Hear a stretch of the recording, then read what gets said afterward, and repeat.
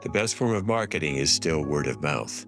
That's why obtaining introductions is still the best way to attract new clients. When you obtain an introduction from a client or center of influence, you hitchhike on the credibility the client or center of influence has with the people to whom you are being introduced. Your client or center of influence creates the positive impression the other person has that makes them willing to meet with you. To get clients and centers of influence to invest time and energy to introduce you is simple and not easy. It involves a 5-step process for obtaining introductions.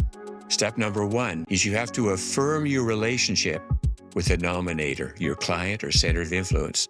You do that by simply asking, now that you've had a chance to see the work we do, how do you feel about it? When they respond positively, you acknowledge, that's great to hear, and you expand. Tell me more about that. That's step number 1. Step number 2 is you now have to frame your request. One of the ways in which you can do that is to simply say, one of the things that I've learned in my work is that most people choose an advisor through what is termed social inclusion. What that means is they choose their advisor out of their social circle, someone they know, or they've been introduced to them by someone in their social circle. Does that surprise you? Most people will say, no, not at all. That's how we met, or that's happened to be. Then you say, if we were at a social gathering and you and I were having a conversation and someone you knew, someone in your social circle came up and joined our conversation, would you have any hesitation introducing me? Most people say, no, of course not. That's all I'm asking for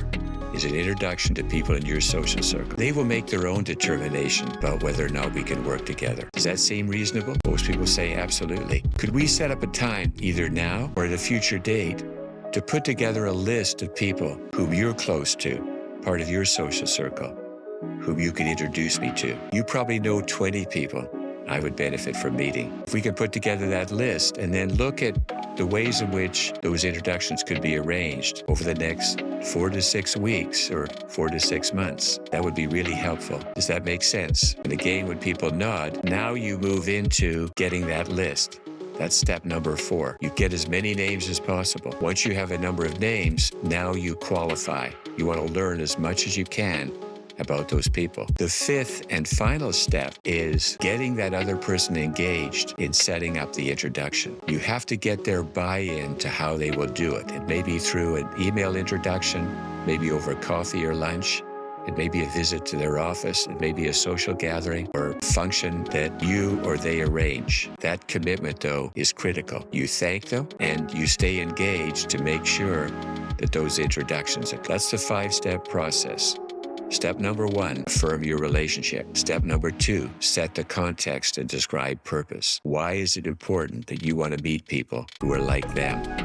Step number 3, what are the mechanics of doing that? How do you develop that list of 15 to 20 people? How do you qualify them and make sure that you fully understand what's important to those people? And the final step is you ensure that the nominator is engaged. You develop the strategy for how those introductions will occur over the next 4 to 6 weeks and over the next 12 to 15 months. It's guaranteed that if you apply that, you will double your business in the next 12 to 18 months.